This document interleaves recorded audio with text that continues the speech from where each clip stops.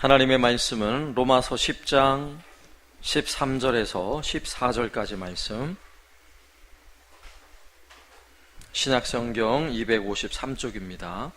로마서 10장 13절에서 14절까지 말씀입니다. 말씀을 제가 봉독하겠습니다. 누구든지 주의 이름을 부르는 자는 구원을 받으리라. 그런즉 그들이 믿지 아니하는 이를 어찌 부르리요? 듣지도 못한 이를 어찌 믿으리요? 전파하는 자가 없이 어찌 들으리요? 아멘. 오늘 말씀의 제목은 복음이 된 사람들. 이 제목으로 오늘부터 3번에 걸쳐서 설교를 할 계획을 가지고 있습니다. 복음이 된 사람들. 몇 주 전에 말씀을 드린 것 같아요. 복음이 된 사람들이라고 이 이름을 붙인 이유가 뭐냐면, 영국의 14세기 종교개혁이 일어나기 전에 롤라드라는 사람들이 있었어요. 롤라드. 그들은 성경을 읽지 못하게 하던, 그러니까 중세시대 성경을 읽지도 못하게 하고 성도들이 성경이 영어로 번역되는 것조차 허락하지 않았던 그런 시대에 성경을 모든 사람이 읽을 수 있도록 영어로 번역하고 성경을 읽게 만드는 운동을 펼쳤던 사람들이 롤라드라는 사람들이에요. 롤라드. 근데 그들은 성경을 소지하고만 있어도 불에 태워 죽임을 당하거나 순교를 당해야 돼요. 죽임을 당해요. 그래서 그들은 자신의 이름을 성경의 이름으로 바꿨어요. 예를 들자면 저는 이현호가 아니라 저는 이제부터 창세기예요. 창세기.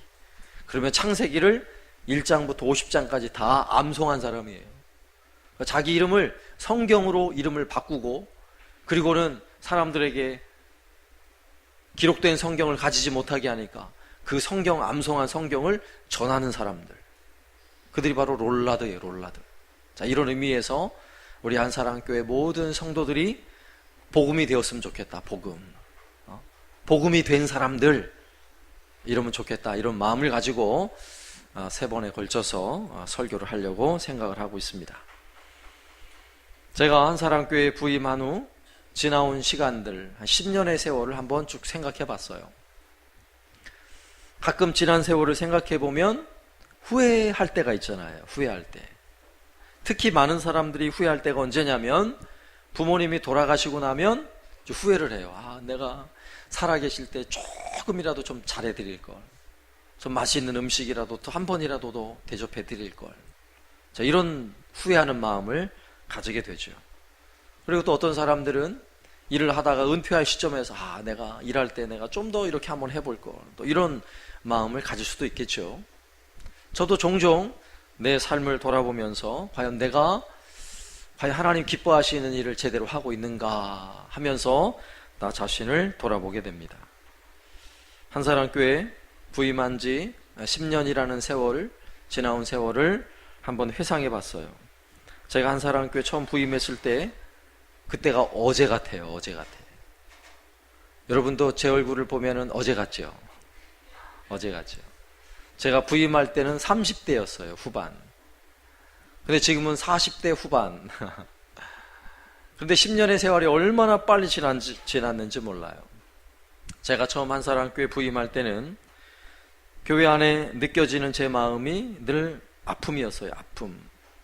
이 아름다운 공원의 이 경치, 아름다운 경치 속에 이 푸른 소나무 숲에 예배당의 모습도 아픔이 담겨져 있었어요. 그래서 제가 처음에 사역의 초점은 여기에 있는 모든 성도들 안에 그 마음이 회복되어지도록, 아픔이 씻겨지고 상처가 씻겨지고 막 기쁨이 솟아나도록 하는데 중점을 두었어요. 그래서 감사하게도 시간이 지날수록 교회가 환경적인 면에서도 많이 밝아졌고, 또 함께 그때부터 같이 신앙생활을 해오던 많은 분들의 표정이 밝아졌어요. 그리고 예배할 때마다 행복한 마음을 가지기 시작했습니다. 너무나 감사한 일이죠. 그리고 좀 시간이 지날 쯤에 제 마음에 이제부터는 위로하는 이런 목회보다는 이제 이건 좀 지나서 온 성도들과 함께 열심히 주님을 위해 헌신하고 봉사하는 그런 목회를 좀 해야겠다라는 생각을 했어요. 그래서 이 예배당에 제가 자주 말씀을 드렸어요. 예전에 이 아름다운 동산 안에 예배당이 있는데도 일주일 내내 교회 오는 분들이 안 계셔. 딱 수요일날 예배 드릴 때만 오고 새벽에 오지만 주중에 아무도 교회를 오는 사람이 없어요. 예배당에 찾아오는 사람이 없어요. 그래서 저는 늘 택배 아저씨가 왔다 가면 한 명 왔다 갔구나. 또 우체부 아저씨는 또 매일 오니까 우체부 아저씨 한번 왔다 갔구나. 이러면 그만이에요. 그래서 한 몇 년 동안은 이 앞에 정말 고라니가 뛰어다니고, 낮에도 고라니가 뛰어다니고, 때로는 멧돼지도 내려오고 막 이랬어요, 그때는. 왜? 사람이 안 오니까. 성도들이 안 오니까. 그래서 이런 아름다운 동산에서 우리 한사랑교회 성도들이 즐거운 마음으로 예배당에 찾아와서 막 기도할 수 있는 이런 분위기, 언제든지 기쁨으로 예배당에 찾아와서 굳이 뭐 많은 일을 시키지 않아도 본인이 교회를 사랑하는 마음으로 때로는 뭐 청소도 좀 하고 풀도 뽑고 또 마당도 쓸고 막 이런 분들이 있었으면 좋겠다, 이런 마음을 가지고 교회를 향한 헌신과 수고하는 분들이 있을 걸 기대하며 이제 목회를 한 거예요. 참 감사하게도 여러분, 오늘 이 자리에 있는 여러분들은 그런 분들이 되셨어요. 열심히 교회를 위해서 시키지 않아도 열심히 땀 흘려 수고하는 분들이 계시고, 매주마다 그래요. 매주마다. 그리고 매주마다, 매일마다 굳이 제가 오라고 하지 않았는데도 누군가는 예배당에 찾아와서 정말 간절히 기도하다 가시는 분들이 계세요. 얼마나 감사해요. 자, 이렇게 이제 10년이라는 세월이 흐른 것입니다. 물론 어떤 분은 우리 교회는 너무 일을 많이 시켜요, 이런 분이 더 계세요. 너무 일을 많이 시켜요. 근데 그게 감사한 일이에요. 사실은 그렇게 열심히 수고하고 헌신하는 분들이 있어서 오늘 예배가 있는 거예요. 오늘 이 찬양대가 있고 주일학교 교사들이 있는 거고 이 오케스트라가 있는 거고 찬양팀이 있는 거. 왜? 그분들은 수고를 아끼지 않고 헌신하고 수고하는 분들이니까.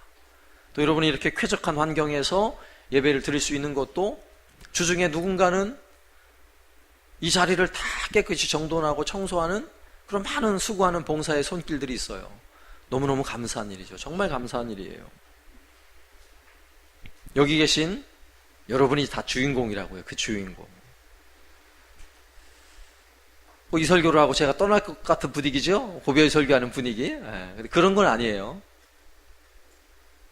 그런데 이런 시점에 제가 목회를 돌아보면서 정말 우리 한사랑교회가 더 바르게, 정말 하나님이 기뻐하시는 교회로 세워지기 위해서 내가 지금 하지 않으면 후회될 일이 무엇일까를 생각한 거예요. 후회될 일이. 이번 주가만 생각한 게 아니라 사실은 이 복음에 관한 이야기를 하면서 많이 생각을 했어요. 정말 후회할 일이 무엇인가.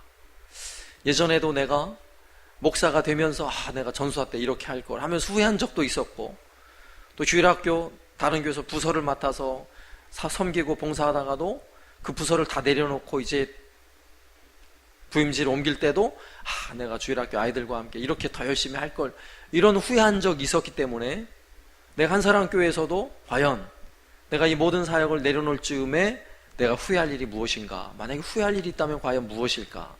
그래서 내가 후회하지 않고 더 지금 열심히 섬겨야 할 그 일이 무엇인가를 고민한 거예요. 그 답은 쉽게 찾을 수 있었어요. 우리 한사랑교회가 복음을 전하는 일에, 이 땅, 이 진주 땅에 복음을 전하는 일에 더 힘써야겠다 하는 것입니다. 더 힘써야겠다. 그리고 우리 한사랑교회 성도들 한 분 한 분이 마음에 복음에 대한 분명한 확신을 가지고 나를 구원하신 예수 그리스도의 십자가 은혜, 그 능력을 가지고 감격하며 예배할 수 있는 그런 교회가 되었으면 좋겠다는 거예요. 제가 한사랑교회 진주에 내려오면서도 제 마음에 여기 내려올 때 여기는 선교지야 이러면서 내려왔어요.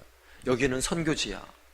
그래 선교사로도 가는데 아직도 이 땅에, 진주 땅에 복음화율이 4%도 안 되는 이 땅에 한번 복음을 열심히 전해보자, 이런 마음으로 내려왔는데 지금에서야 이제 정신을 더 차린 거예요. 더 그동안에 안 한 건 아니에요. 그러나 더 확실하게 온 성도들이, 우리 한사랑교회 성도들은 이 주일학교 어린아이 하나까지도 그 마음에 복음의 불이 탔으면 좋겠어요. 복음의 심장을 가졌으면 좋겠어요. 그 심장이 막 끓어오르고 불타올라서 견딜 수 없는 마음으로 복음을 전하는 사람들. 그래서 오늘 제목에 있는 것처럼 정말 우리 한사랑교회 성도들 한 사람 한 사람은 전부 다 복음이 된 사람들. 이걸 꿈꾸는 거예요. 이것을. 감사하게도 오늘 나누어 드리게 된 이 복음 책자, 여기에 복음의 너무나 중요한 핵심 내용들, 복음 제시문이 담겨져 있어요. 복음 제시문. 이 복음 제시문을 이 안에 담아 놓기까지도 저는 5월 달부터 기도하면서 이걸 준비한 거예요. 그리고 이제 완성이 됐어요. 완성이. 그리고 몇 번의 검증을 통해서 이 안에 담겨진 복음의 내용들이 정말 복음으로 능력 있구나, 능력 있구나. 이러한 사실을 확신을 가지게 되었습니다. 이제는 우리가 복음의 능력을 경험할 차례예요. 그동안에 열심히 교회 나와서 봉사도 하고 수고도 하고 헌신 정말 잘하셨어요. 이제부터는 복음의 능력을 경험할 때예요. 믿습니까? 네? 우리 모두가 복음의 능력이 되시길 바랍니다. 네? 복음의 능력을 경험하고 오늘 말씀의 제목처럼 정말 내가 복음이 되어서 가는 곳마다 내 입술에 복음이 나팔을 불 수 있는 이런 은혜가 있길 바랍니다. 감사하게 오늘 이 복음의 책자가 나왔고 또 오늘 오후에는 교회에서 처음으로 우리 한사랑교회에서 함께 신앙생활하던 한 가정을 선교사로 파송하는 이 귀한 사역이 같이 진행되어져요. 그래서 더 의미가 있는 것 같아요.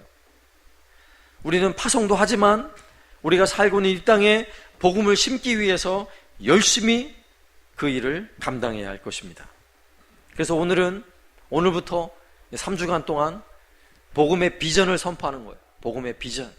이거는 저 목사의 비전이 아니라 우리 한사랑교회 복음의 비전이고 여러분 개인 한 사람 한 사람의 신앙의 비전이요, 여러분의 꿈이요, 여러분의 비전이 되어야 하는 것입니다.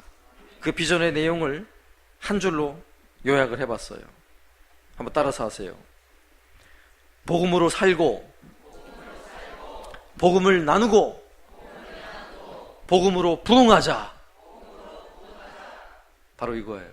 앞으로는 제가 복음으로 그럼 여러분이 살고, 복음을 그러면 나누고, 복음으로 그러면 부흥하자 이렇게 외치셔야 돼요. 아시겠죠? 다시 한번. 복음으로 하면 뭐라고 외치라고요? 처음에 살고, 두 번째 복음을 그러면 나누고, 세 번째 복음으로 부흥하자. 부흥하자. 이 우리의 복음의 비전을 담고 있는 문구예요. 한번 해보겠습니다. 복음으로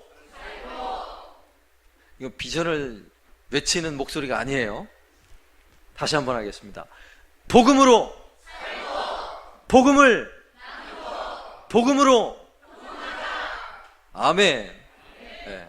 여러분 이 마음을 가지고 함께 이 사역에 동참하셔야 돼요. 그래서 오늘은 우리가 지금 외쳤던 이 복음의 비전, 복음으로 살고, 오늘은 이거에 관한 거예요. 복음으로 살고. 그럼 내가 복음으로 어떻게 살 것인가? 복음으로 산다라고 말할 때는요, 여러 가지 의미가 있어요. 내가 복음으로 살아나야 돼요. 복음으로 살아나야 된다고요. 뿐만 아니라 복음이 내 삶의 중심이 돼서 복음으로 사는 사람이 되어야 하는 것입니다. 믿습니까? 오늘 우리가 읽었던 말씀에 13절에 누구든지 주의 이름을 부르는 자는 구원을 받으리라. 누구든지 주의 이름을 부르는 자, 주의 이름을 부르는 자, 이것이 무슨 의미인 줄 아세요? 주의 이름을 부른다라고 말할 때 오늘날처럼 편안하게 신앙생활을 하는 것 가지고는 이 의미를 이해하기가 어려워요. 기도하고 싶을 때 우리는 언제든지 주여 주의 이름을 부르며 기도할 수 있잖아요. 이런 시대에 주의 이름을 부르는 자라는 의미는 제대로 이해하기가 어렵다니까요. 오늘 이 말씀에 주의 이름을 부르는 자 구원을 받으리라. 그러면 주여 한번 외쳤다고 구원을 받을 수 있어요? 오늘날 이 시대는 그렇지 않아요. 오늘날과 같은 시대는 주여 한번 했다고 구원받았다고 말할 수 없어요. 왜냐? 그 말이 진실이 아닐 수도 있어요. 얼마든지. 그러나 오늘 이 말씀이 기록되고 또 그 이후에 기록된 이후에 1세기 복음이 막 확장되어지던 그 1세기의 상황은 오늘 우리 상황과 전혀 달라요. 특히 도미티안 황제, 앞서 있었던 네로 황제가 기독교를 전체적으로 박해하던 대단한 황제였어요. 그리고 나서 두 번째 엄청난 박해가 도미티안 황제 때 박해가 시작되는데, 도미티안 황제는 자신을 신격화한 사람이에요. 그래서 모든 백성으로 하여금 황제를 신처럼 숭배하도록 만들었어요. 그러기 위해서 황제의 신상도 만들었고, 또 모든 백성들이 서로 인사하는 말을 바꿨어요. 어떻게 바꿨냐면, 도미티안 황제는 나의 주십니다, 나의 주인입니다. 여기서 주라는 말은 큐리오스, 최고의 통치자에게 붙여지는 호칭이에요. 큐리오스. 도미티안 황제는 나의 주, 그래서 최고의 통치자, 이 말은 나의 주, 나의 하나님, 이런 표현을 가지고 있는 거예요. 이렇게 인사하게 만든 거예요. 서로 인사할 때 도미티안 황제는 나의 주님이십니다. 그런데 그 1세기 엄청난 핍박이 있던 시대임에도 불구하고 예수를 믿는 성도들은 무엇이라고 외친 줄 아세요? 길을 가다가 서로 마주치면 상대방 인사를 해요. 도미티안은 나의 주님이십니다. 이렇게 외치면 그 당시 예수 믿는 성도들은 아니요, 나의 주인은 예수님이십니다. 이렇게 외쳤어요. 그러면 그렇게 외치는 사람들은 어떻게 되겠어요? 죽어요. 그래서 도미티안 때 수많은 그리스도인들이 죽임을 당했어요. 순교를 당했다고요. 그들이 바로 누구든지 주의 이름을 부르는 자예요. 누구든지 주의 이름을 부르는 자 구원을 받으리라. 안 그렇겠어요? 우리가 만약 그 시대라면 주님은, 예수님은 나의 큐리오스, 나의 주인이십니다 라고 외치는 사람들은요, 반드시 구원받을 사람이에요. 구원받지 못할 사람은 그렇게 외칠 수 없죠. 이런 의미가 담겨져 있는 것입니다. 그렇다면 오늘날 우리 시대에 내가 구원받았다는 분명한 증거를 여러분 어디서 찾을 수 있겠어요? 내가 구원받았다, 내가 하나님 자녀다 라는 사실을 여러분 어디서 확인할 수 있겠어요? 주여 한마디 가지고는 안 된다고요. 저 예수님 믿겠습니다, 이거 가지고 안 돼요. 그렇다면 복음이 내 삶이 되어야 해요. 복음이 정말 내 것이 되어야 해요. 복음이 내 안에 확신 있는 복음이 되어야 하는 것입니다. 나의 입으로 복음을 확실하게 고백할 수 있어야 하고, 오늘 여러분이 받아야 하는 이 복음 책자 안에 담겨져 있는 이 복음의 내용이 다른 사람이 아는 내용이 아니라 내가 알고 내가 믿는 내용이 되어야 하는 것입니다. 믿으십니까? 그러면 도대체 이게 뭐길래? 그동안에 수요 예배에 오신 분들은, 수요 예배 한 20여 분 오시니까 거기 오신 분들은 여러 번 들으셨어요. 그러나 거기 오신 분들은 아주 소수 인원이니까 오늘 예배를 통해서 여러분에게 잠시 이 내용을 말씀을 드릴 거예요. 그럼 이 내용을 여러분 잘 기억하시고, 앞에 그림을 같이 띄워줄 거니까 요 불 좀 꺼주시고 잘 들으시고 집에 가서 이 복음제 신문을 암송할 때에 이걸 펼쳐 읽으시면서 도움을 받으시면 돼요. 아시겠죠? 그래서 이 내용을 제가 잠시 소개를 하면, 이 내용은 여러분이 복음을 잘 암송할 수 있도록 그림을 담아 놓았어요. 그러니까 그림을 떠올리시면서 이 내용을 암송을 하시면 돼요.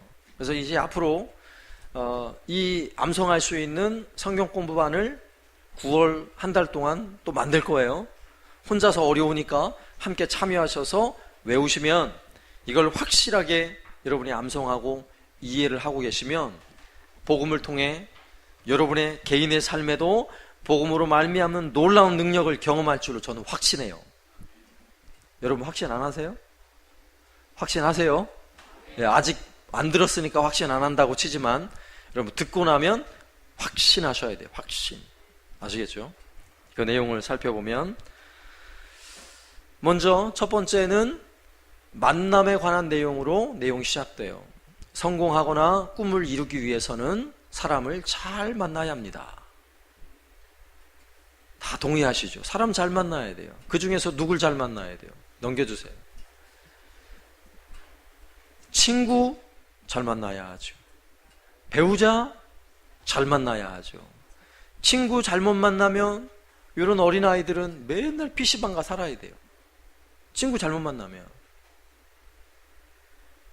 친구 잘못 만나면 공부 안 하는 애들하고 만나서 어울리기 시작하면 평생 공부 못하게 돼 있어요. 누굴 만나느냐 대단히 중요한 문제예요. 배우자? 제가 굳이 설명하지 않아도 너무너무 중요하죠. 배우자를 누구를 만나느냐가 여러분의 인생 전체를 결정하게 되어 있어요. 대단히 중요한 문제예요. 좋은 사람을 만나야 좋은 일이 생겨요. 나쁜 사람을 만나면 나쁜 일이 생기는 거예요. 나와 있는 사진에 보면 히딩크와 박지성의 만남이에요. 히딩크와 박지성의 만남. 2002년 월드컵 때 이야기죠. 히딩크를 만난 박지성, 축구선수로 전 세계의 이름을 날리는 기회가 된 거예요. 박지성 선수가 히딩크를 만나지 못했다면 이렇게까지 축구로 그의 인생이 성공할 수 없어요. 좋은 사람 만나야 돼요. 누굴 만나느냐는 대단히 중요한 문제라는 것입니다. 그런데 우리가 꼭 만나야 할 사람이 있어요. 그분이 누구예요? 예수님이세요. 예수님. 예수님 만나야 돼요. 여기 계신 여러분 가운데도 혹시 예수님 못 만난 사람 있으면 예수님 꼭 만나야 돼요. 친구를 잘 만나는 것보다 더 중요해요. 예수님 만나는 게. 배우자 잘 만나야 된다는 거 너무 잘 알잖아요. 그러나 그거보다 예수님을 잘 만나야 돼요. 예수님 저 옛날에 만났어요. 10년 전에 만났어요. 아니요. 예수님 날마다 만나야 돼요. 날마다. 여러분 그분이 누군지 아세요? 예수님. 예수님은 우리의 구원자십니다. 구원자. 구원자라는 말이 놀라운 말이에요. 나를 누군가 구원했다라고 말할 때 구원이라는 단어는요, 내 생명이 위급할 때 살려준 걸 구원자라고 말해요. 냉면 먹고 싶은데 냉면 한 그릇 사주는 사람을 구원자라고 말하지 않아요. 그죠? 목말라서 죽을 지경인데 물 한 모금 준 것 가지고 사실 구원자라고 말하지 않아요. 그 정도 가지고도. 구원자라고 말할 때는요, 벼랑 끝에 매달려가지고요, 정말 이제 곧 떨어져 죽을 상황인데 내 손을 잡아준 사람을 구원자라고 말해요. 네? 신호등을 건너는데 과속으로 달려오는 차량을 미처 보지 못하고 가고 있어요. 그런데 누군가 달려와서 나를 낚아채가지고 살려냈어요. 이걸 구원자라고 말하는 거예요. 예수님은 우리의 구원자세요. 우리의 구원자. 성경에 보면 예수님은 우리의 모든 질병에서 우리를 구원하신 구원자라는 사실이 정확하게 성경에 등장해요. 앞을 볼 수 없었던 사람, 예수님 만나고 눈을 떴어요. 중풍으로 걷지 못했던 사람, 예수님 만나고 걷게 되었어요. 12년 동안 불치병을 앓았던 여인이 예수님을 만나니까 고침을 받더라 이것입니다. 귀신 들렸던 여자아이, 예수님을 만나니까 그에게서 귀신이 떠나가는 거예요. 우리 예수님은 분명한 구원자세요. 그런데 이보다 더 중요한 문제가 있어요. 사람들이 제일 두려워하는 암, 제일 두려워하는 질병이죠. 암보험 하나쯤 다 들어놨잖아요. 그런데 그 암이라는 질병보다 더 무서운 질병이 있어요. 그게 무엇이겠습니까? 죄라는 질병인 것입니다. 죄라는 질병. 사람은 아프거나 늙어서 죽는 게 아니에요. 죄 때문에 죽어요. 죄 때문에. 여기 나와 있는 이미지는 서울의 한 미술관에 전시된 작품이에요. 밀랍인형. 결국 이렇게 죽잖아요. 근데 많은 사람들이 아파서 죽는 줄 알아요. 암 때문에 죽는 줄 알아요. 늙어서 죽는 줄 알아요. 그렇지 않아요. 죄 때문에 죽는 것입니다. 성경에는 분명하게 말씀해요. 로마서 6장 23절. 죄의 싹은 사망이요. 죄 때문에 죽는다는 말이에요. 로마서 3장 23절. 모든 사람이 죄를 범하였으며 죄 없는 사람이 없다는 거예요. 모두가 죄인이라는 이야기예요. 결국 죄 때문에 죽는다라고 성경은 분명히 기록하고 있는 것입니다. 물에 빠진 사람이 있다고 생각해봐요. 그냥 내버려 둘 수 있어요? 여러분 잘 아는 세월호 사진이죠. 세월호. 가슴 아픈 일 아니에요? 정말 가슴 아픈 이유는 저 안에 죽어가는 수많은 생명들이 살아나지 못했다는 거예요. 건져내지 못했다는 거. 얼마나 안타까운 일이에요. 만약에 배가 뒤집혀져서 수많은 돈을 잃고 자동차를 잃고 수많은 걸 잃었다 할지라도 모두가 살아났다면 이건 뉴스거리가 안 돼요. 뉴스거리 아니에요, 이거는. 그러나 저 안에 그 소중한 생명이 죽었다는 거, 300명 이상이 되는 사람들이, 꽃다운 고등학생 아이들이 죽었다는 거, 얼마나 가슴 아픈 일이에요. 불난 집에 사람이 있다고 생각해봐요. 불에 타 죽어가고 있다고 생각해보세요. 2003년에 대구에서 지하철에 방화범이 불을 질러버렸어요. 그래서 순식간에 지하 전철에 객차에 불이 옮겨붙고 그 지하 터널 안에 수많은 사람들이 가스에 중독이 돼서요 140여 명이 죽었어요. 죽어가면서 수많은 사람들이 문자를 서로 나누면서 엄마 너무 뜨거워요, 여보 사랑해, 내가 숨이 막혀서 더 이상 안 되겠어, 이런 문자가 주고받으면서 죽어가고 있는 거예요. 안타까운 이유가 뭐예요? 그 안에서 그 사람들 다 살려내면 안타까울 일이 없어요. 그러나 지금 살려내지 못하고 있다는 거, 너무너무 안타까운 거 아니겠어요?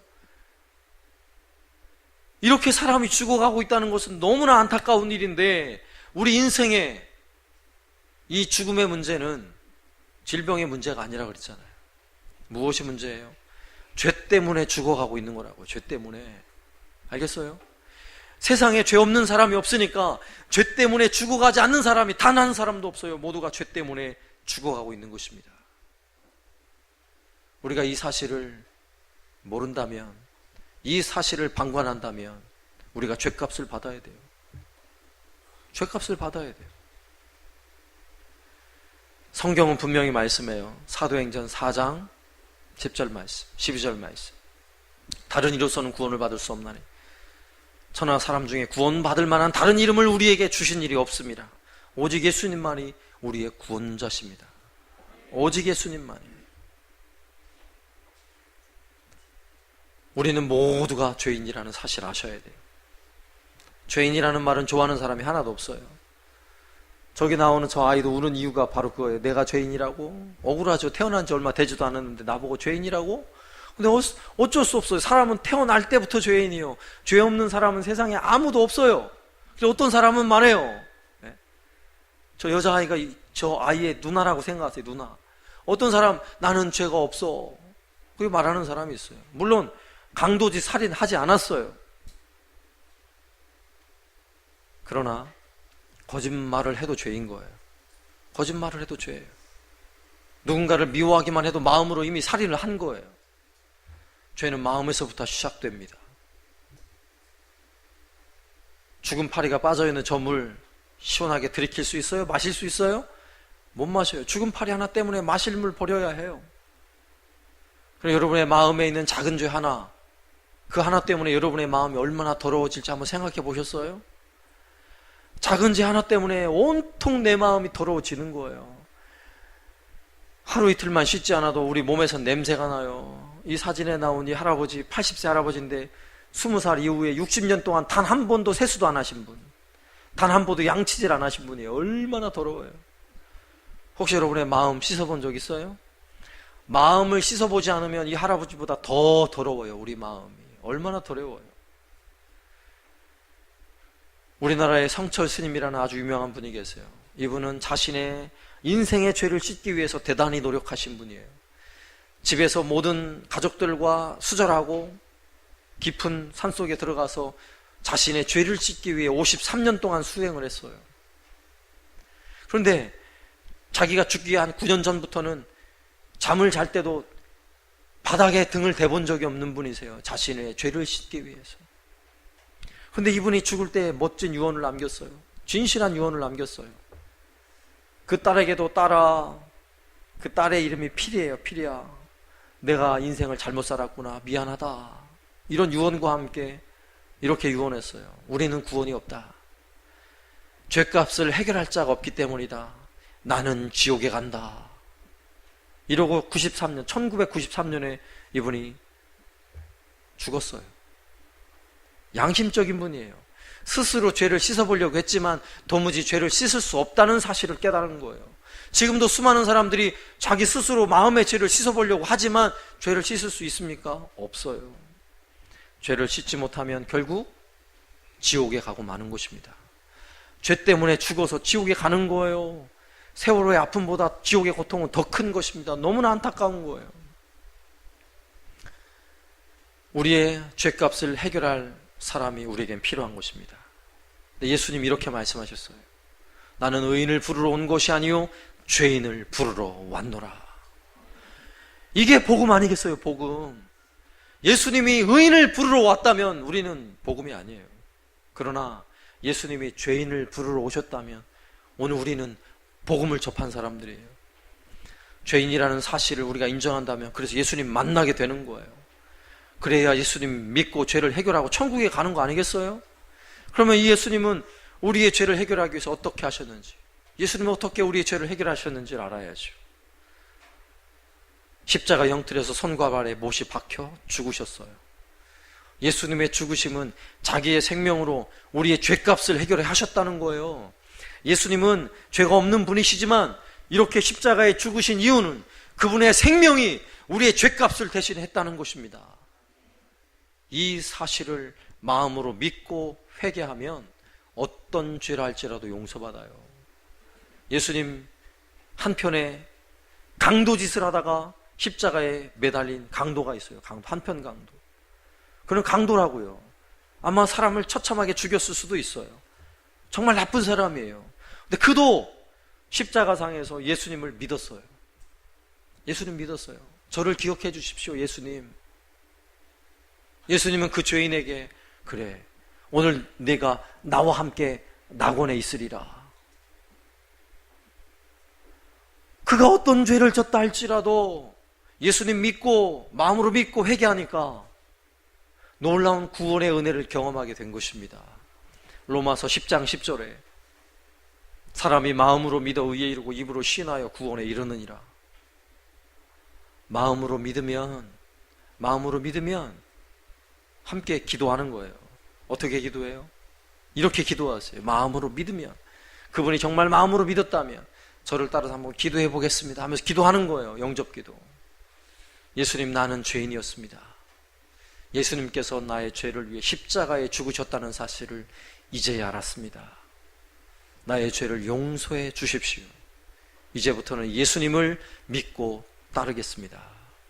예수님의 이름으로 기도드립니다. 아멘. 이렇게 함께 기도를 누군가 따라서 할 수 있다는 건요, 세월호에 빠져 죽어가는 그 한 영혼을 살린 것보다 더 기가 막힌 일이 지금 벌어지고 있는 거예요. 죄 때문에 죽어가는 한 영혼이 살아나는 거라고요. 오늘 우리가 읽은 말씀에 있는 것처럼 누구든지 주의 이름을 부르는 자는 구원을 받으리라. 그가 바로 주의 이름을 부르는 자요 구원받은 자인 것입니다. 이렇게 예수님을 영접한 사람, 오늘 당신은 예수님을 믿고 하나님의 자녀가 되었습니다. 이제부터는 혼자가 아닙니다. 예수님이 함께 계십니다. 이게 복음의 내용이에요. 복음의 전체 내용. 여러분, 이 복음의 능력 여러분 경험하시기 바랍니다. 먼저 이 복음이 내 것이 되어야죠. 내 것. 나를 살리는 분명한 복음이 돼야죠. 그리고 이 복음이 내 삶이 되어야 돼요. 내 삶이. 내 안에 충분히 녹아져서 내 삶이 될 수 있길 바랍니다. 우리 장로님들하고도 같이 결의를 했어요. 우리 당회원이 먼저 이 복음제심은 암송회에서 한번 성도들 앞에 발표 한번 하자고 결심을 했어요. 그런 이유가 뭐겠어요? 여러분 다 하시라고, 전부 다 외우시라고. 이 말씀을 외우고 이 말씀을 여러분의 것으로 삼으세요. 이 말씀, 이 복음이 여러분의 생명을 살릴 줄로 믿습니다. 확신이 없는 사람, 배우다 보면 확실히 생겨요. 복음이 무엇인지를 정확히 알게 되어 있어요. 내 것으로 삼으시고 이 복음을 가지고 나를 살리시길 바랍니다. 그리고 이 복음으로 여러분의 삶, 복음적인 삶이 무엇인가, 복음으로 살아가는 저와 여러분 되시기를 살아계신 예수님의 이름으로 축원합니다. 아멘.